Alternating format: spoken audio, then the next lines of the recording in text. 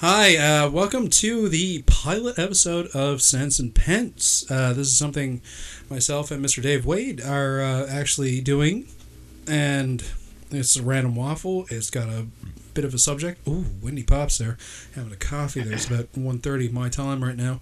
How's it going, Mr. Wade? Not bad. How are you good, sir? How are you good, sir? Not too bad. It's a bit of a cool summer evening for once. Oh, it was about in the 30s there up until a few days ago. Oh, God. Do you know what? Right now, it's so humid. I mean, people laugh at the British weather, but it's so humid right now. Like, to say I got Betty Swallocks is an understatement. Oh, I loathe it. Rain, people. Please, rain. It tapered off a little bit around Canada, and then it got a bit warm again. And then over the last few days, it's not been too bad. About 15, 20 degrees Celsius, but it was getting like 30, 35 degrees for the most part. Now it's cooled off again, but I believe the weather in the next few days is calling for it to get back in towards the 30s again. We just kind of had a little bit of a reprieve. Last summer was horrid. We had about 2 or 3 good days, and then that was it. That was your lot. But yeah, now it's not too bad. I can have some days I can have the windows open. Some days I can close them. I'm going to sound like the bastard that everyone hates, but all right. Granted, it's because I have to sleep during the daytime, but I like rain. I like rain. You know, it's one of the most therapeutic noises to hear when you try and sleep. And when I watch the weather report and they go like, "Good news, everyone! It's going to be 35 degrees today," and like, good news for who? Because I don't want that. I have to sleep. I want to sleep. I want it to rain. I want it to be cold. Good news, everyone. Today's menu will have steamed testicles. Yeah, pretty much. But anyway, the weather aside, you mentioned a really good point. By the way, Sense and Pence is just myself and Mr. Michelin talking what's on our mind. Talking bollocks. Talk about tonight, which is you talked about. Well, we talked about. Oh, you dropped out. Who sell their collections? Yeah, we're not going to name names because it's a general topic anyway, really. But there are some people that just pack it in on the retro collections and they sell everything whole horse. They take this moment in the sand, which I understand because people are entitled to do whatever they want to do. It's not for me to police them, but they just go like, "God damn it, I'm done with this," and they sell off everything they've tried so hard to collect. And right, we people who are outside of this watch it and think, "Oh, that's really sad," because we're retro gamers and stuff like that. But we don't, at the same time, we don't know what's going on inside their mind, so we have to afford them, that luxury because they're people. But like you mentioned earlier on, how many times do they come back and just go, "I made a massive mistake"? Yeah, and sometimes they got to pay above market to get their games back in that.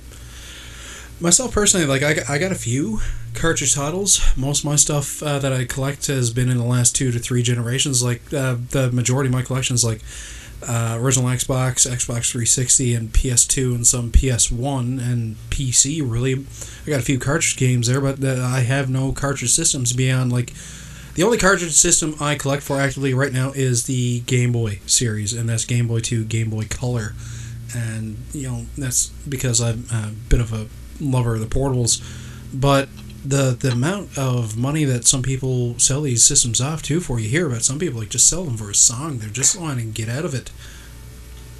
Oh, I couldn't do that.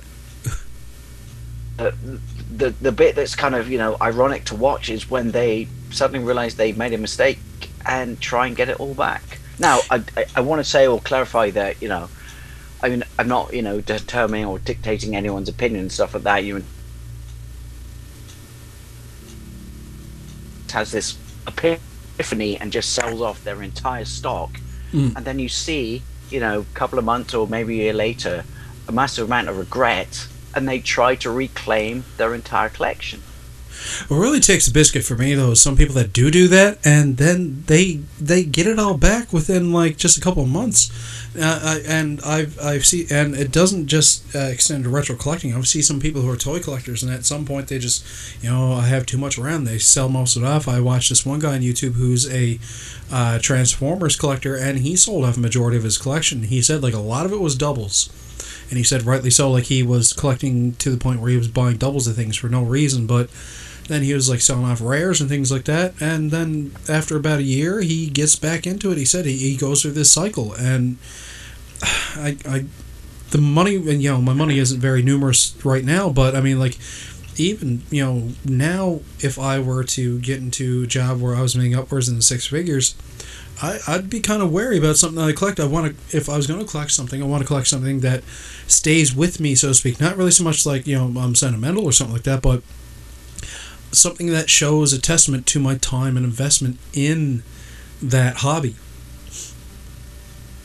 Yeah, no, totally. I think with my collection, if you look right, ignoring like modern stuff, which I buy a lot of tat every day, and from cash converters and Pink Planet, and play it, recycle it, play it, recycle it. But my collection, I bought everything I had. I tried to repiece together, and I have done it. My collection from when I was a child, and I will never sell it on because I have that emotional attachment to it. But it does make you wonder that with some people who do this, buy, I give up, sell. Did you have any emotional attachment to it in the first place? That's the thing. Some people just don't. There's nothing wrong. It's not for myself and Sean to say what's right, what's wrong, and you can collect and you can sell. But it's just it's a fascinating thing to look at when people spend their entire life piecing together a collection, and then the snap of a decision means I'm done with this. They sell it, and then you see it down the road that they regret that, and then they have to go back and repiece together their collection, which is technically thing, like it's. I guess you can say us retro collectors, we're fickle beasts, if you will.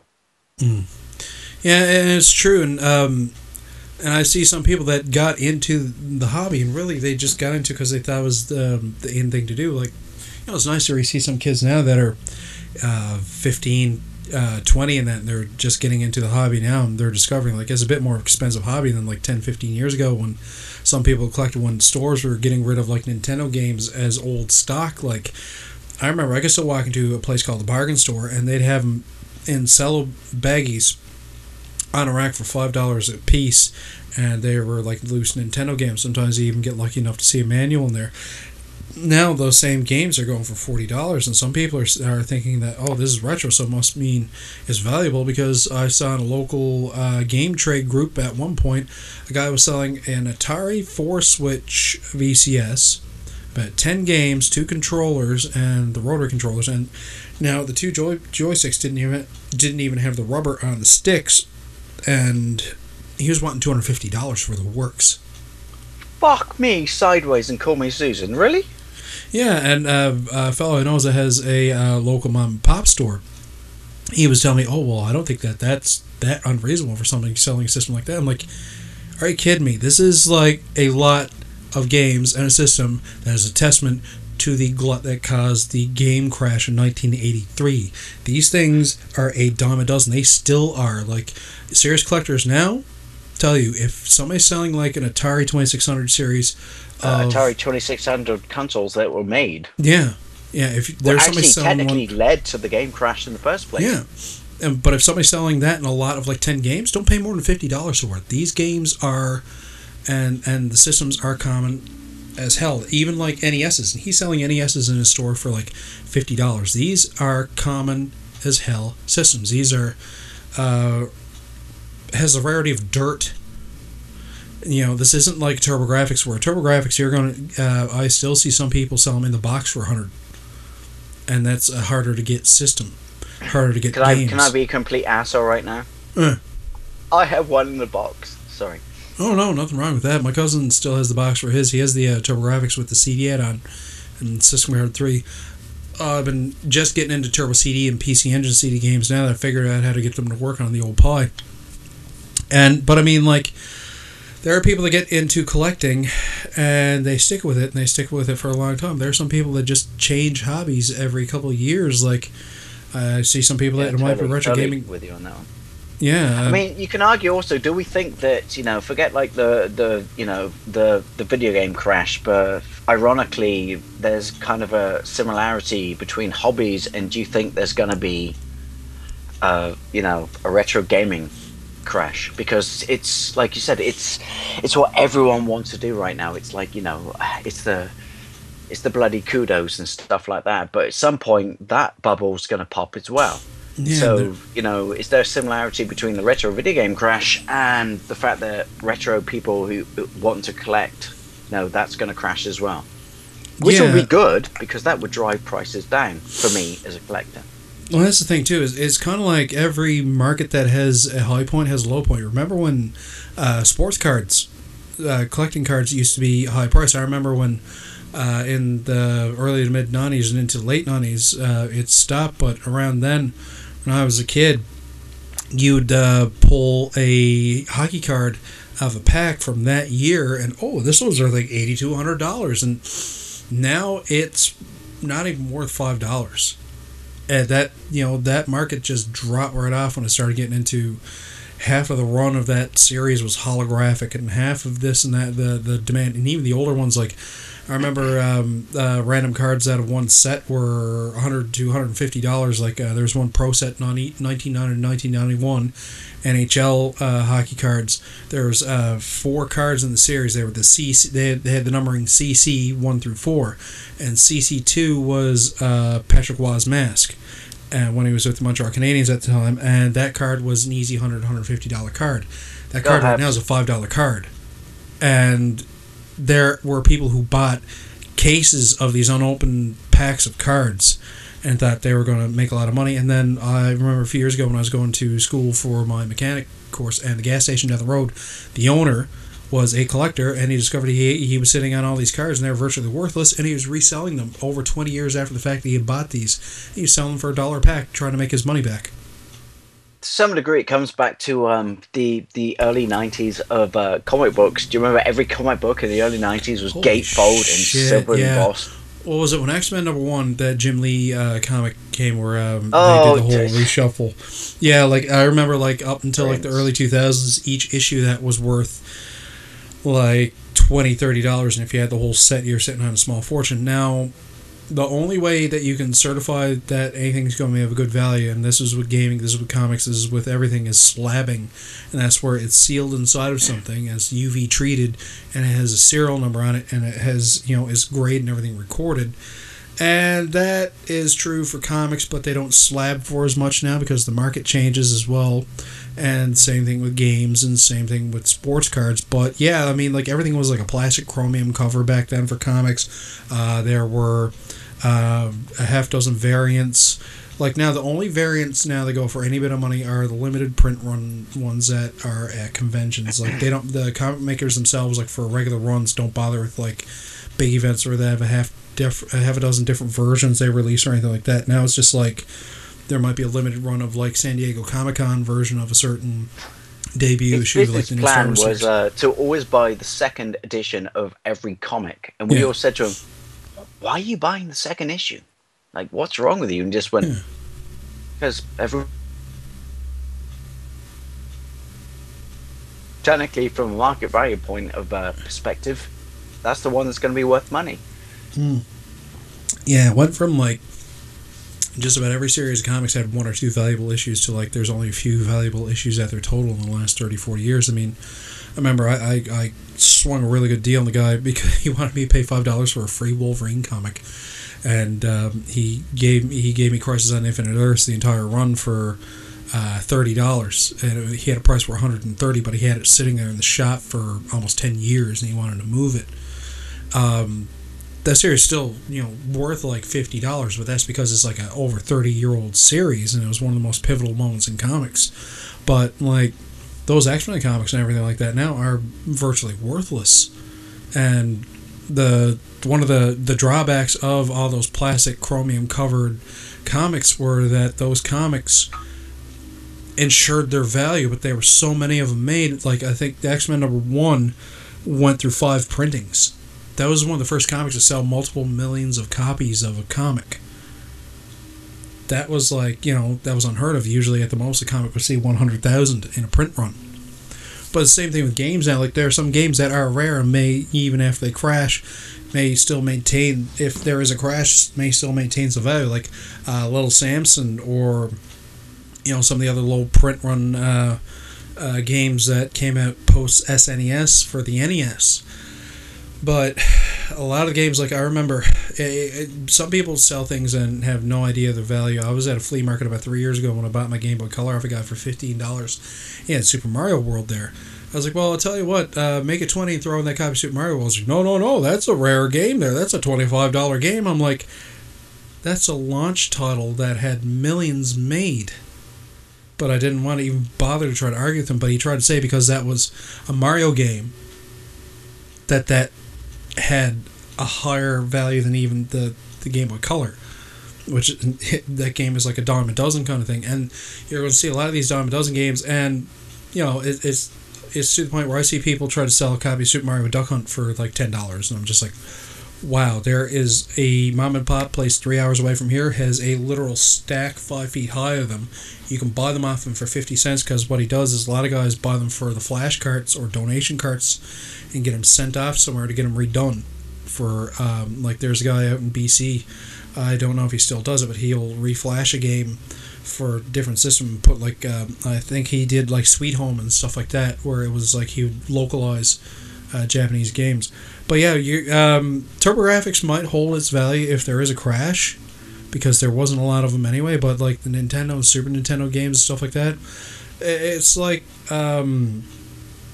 Earthbound. Earthbound is like a game that it's not rare, but it's in demand, and for some reason it's still commanding. I've never got my head around this, why that game is so like the holy grail. Yeah, and like a lot of people tell you, Earthbound is not a rare game. The only rarity ever really in Earthbound, people say, oh, well, there's no such thing as sealed copy. Here in Canada, actually, the small box, not the large box, but the small box releases of Earthbound were sealed. And they do fetch a little bit more. But it's not a rare game. It's a game that you do a Google search within 2 seconds, you will find Earthbound, no problem. It's just that there's such a demand for the game. Well, but which is the current generation of consoles. When did it become I think, shafting your customer base with this? Now we have to have a 1.5 version of our consoles. Because Xbox One's doing it twice. Yeah. What is this? Because aren't they basically saying that if there's no need to buy an original Xbox One or PlayStation console anymore, because even though they're still top dollar, but they're what I'm talking about, right? Like the Xbox One Slim with this 4K bollocks, and is it Scorpio? Yeah, PlayStation said you're not allowed to produce games that aren't capable for the original system to the new system, so you have to apply in line with it. But it's like, when did it become sort of this thing, which is we've just released a new wave of consoles, and before the next wave of consoles we're now introducing this 0.5 console. Yeah, I just think that's a big slap in the face for people who bought the original systems. Well, I mean, Microsoft did a couple slaps. The Xbox One S-Type is going to be slightly beefier. The Project Scorpio is going to be 4K compliant. It's going to have a bit more hardware behind it. And they try to backtrack and try to say that they're actually not going to do it for all titles, but pretty much anything now that's got a Microsoft release, it's going to be available on PC and through Windows 10 and Xbox One. So you don't really even need an Xbox One, because like if it's going to be like a title that's out on all systems, you can get it on PC or PS4 or Xbox One now. But like something like Halo 5 or the new Gears of War game, anything that's right now Microsoft exclusive will see a release on Windows 10 as well. Like I got a Windows 10 computer. I'm playing Fallout 4 now. It was cheaper for me to get it on PC. It was easier for me to get on PC. Like my PC cost me $60 a build. It's mostly all used parts that I either got in trade or salvage, and I'm running Fallout 4 in it. And I'm running it very playable, and all the DLC and everything runs on it. And I got other games there that are lined up to be played on there. Like I'm gonna put Far Cry 4 on it at some point. But yeah, Microsoft has made it to the point where they're like, well, you know that Xbox One you sank like $500 on opening day? Well, we're going to release a better version of it. And yeah, it's and now even like the PC markets are competing to make their stuff more affordable. Like AMD just showed off their RX 480 that's out now. It's a $200 or well, the top of the line one that they're got it right now is about 200 quid. It's VR ready. You just pop it right in the PC, and some people are running them on older PCs like mine. And it's it's meant to compete with the last generation that Nvidia had, and they still have yet to release their 490, which is to compete with the new Nvidia cards. And Nvidia is they're both competing now for who's got the highest performance to price ratio now on their cards. And you go on YouTube right now and you look up 300 quid PC build. There are a dozen and one that will show you like the parts to get, and you can build what they call a console killer. It'll run Windows 10, it'll run Steam on it, you can just download your games on there, and nobody bothers with the disk drive now because it's all digital anyway for PC, but you can buy an external drive if you want. But I got a 500 gig drive on mine. I got about 100 left there, and I'm probably going to end up throwing another drive in mine at some point. But that's going to be my console. Like, I might get a PS4. Like, I'm going to wait till the S comes out, or whatever they call it, the 4.5, and the 4s come out, because I got a 720p TV, 720p/1080i. I'm not caught up on 4K. I'm not caught up on... I don't even have a 1080p TV. But I'll get a PS4. There's a PS3 here right now. There's an original Xbox that actually some of the games do 720p and 1080i. I got an Xbox 360 there, and I got my PC, and I'm fine. And actually, even got PS2 games working on my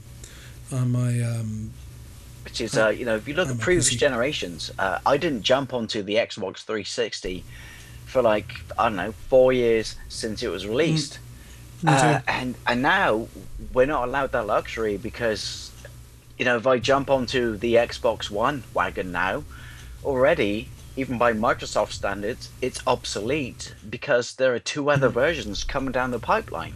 So it's the cool thing is though right now the Xbox 360 and PS3 is there are 1,001 games out there. We're always late to the party. We waited because we didn't have the money, so we waited for the party to arrive, and then we jumped on it. And it's like now you can't do that. It's like what? Yeah. Wait, what? There's 2 other versions come down the line. Yeah. What the fuck? And the funniest thing is they're still supporting the 360 to the point where they're announcing every other day that this game for the 360 is now available on there, but a lot of people are keeping their 360s and willingly paying for Xbox Live Gold on there. They're getting 2 free games a month, and they're still playing online. It's a cheapest chip system. You can get them like the S-Type, or I got the original version of the 360 came in, not the one that Red Rings now. Mine's been going strong, knock on wood. I've had that one since 2009. And I didn't jump on them right away either. But even like Internet Explorer on there, I use a website called Kiss Anime, and I can watch stream 720p anime on there. I can use some of the hooky TV and movie websites if I want to on the thing. The games run great, and top high def like for the time, like 720p/1080. It'll still even play on a little CRT if you want it to.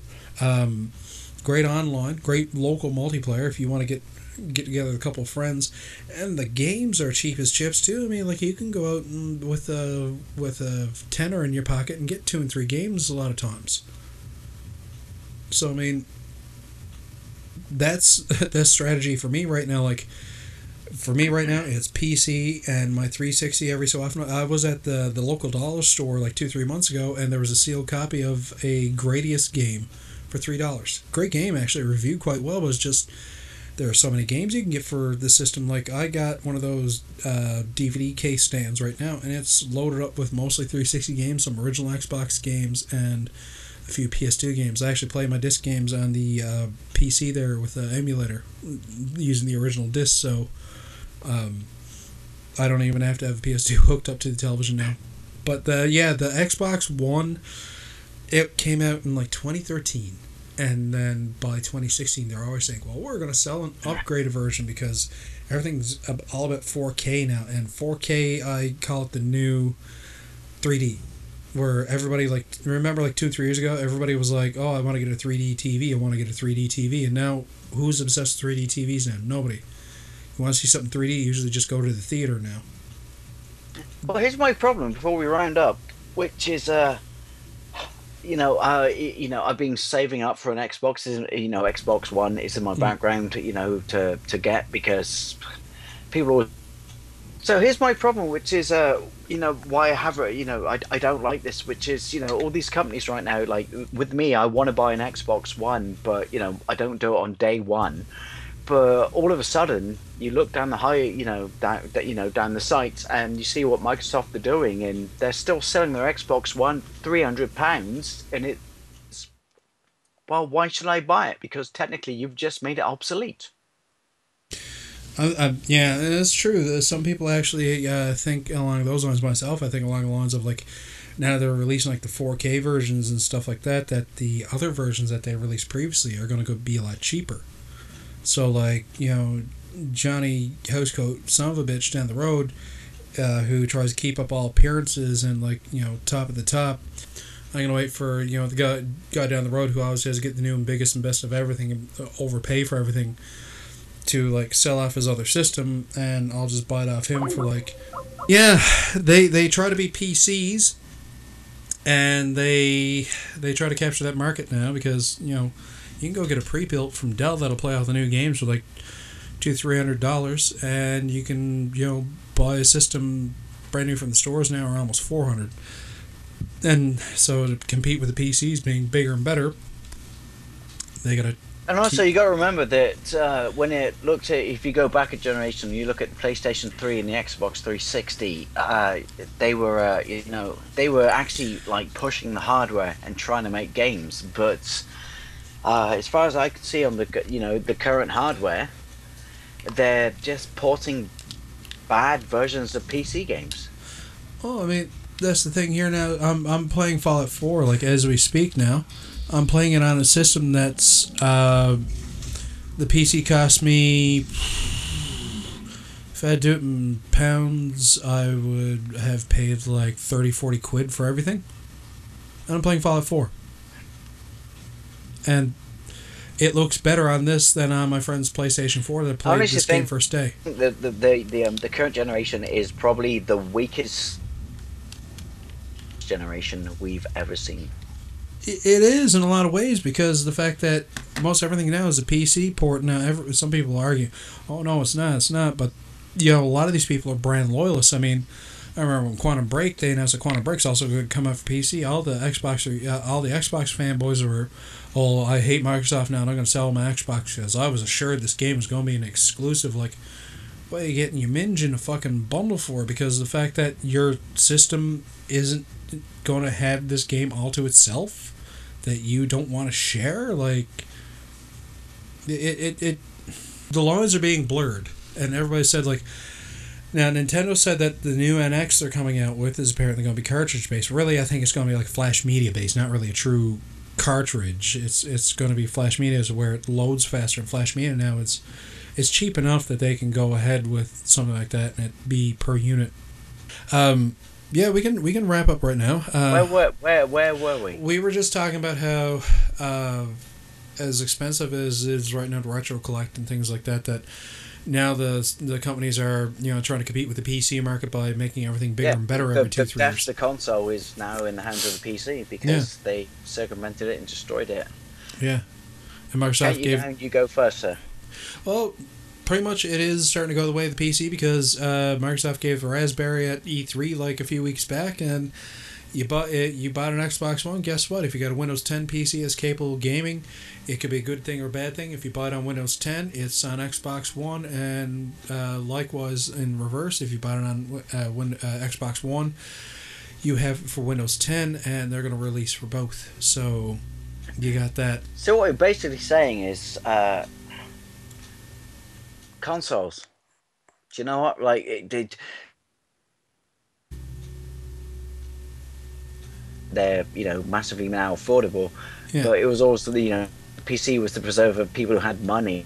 Yeah.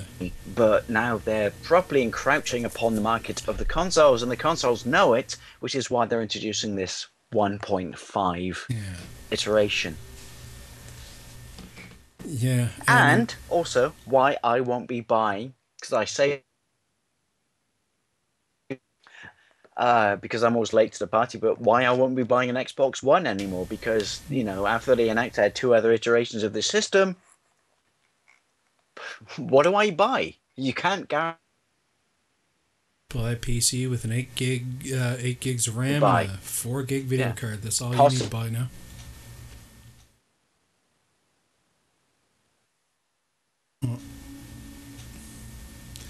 Yeah, that's all you really need to do now is just buy a PC really and buy a PS4 maybe when they go on sale. Now for myself and Sean, we're going to wrap this up, but we're by no means experts, but I think it's safe to say, dare I say this, Sean, that PC will really actually now have a very strong chance of killing the console. Mm-hmm. Yeah, we're now in the market of the affordable PC versus the ever-changing console. We're really going to see how things warm up now. And on that note, for myself and Mr. Dave Wade, that is our pilot episode of Sense and Pence. I guess we'll say our goodbyes and plug our channels. And mine is Dietless79. I'm on YouTube, Twitter, Instagram, all the same thing, or Sean J. Michelin on Facebook. Check me out. You're so a little bit I'm just going to promote myself on YouTube and Facebook. I feel like I should get out more and do stuff. Yeah.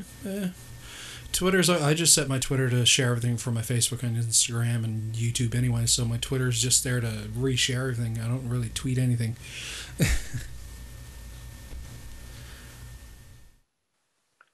How about you, Mr. Wade? Where can we find you? I got something you can hashtag on Twitter. Mm. You're not gonna like it. Well, fuck it. I'm gonna say anyway. Hashtag everyone who lost the election for Brexit. Hashtag sore fucking losers! Exclamation mark. Sorry, just saying. And you can find me on YouTube, Longboys Post 1975, and you can find me on Facebook, Dave Wade. Also Longboys Post 1975, and you could find me on other places, but I'm scared to go back. All right. Well, from the two of us to the few people who probably bothered to listen to us, thanks for listening to our first episode, and hopefully many more soon. Take care.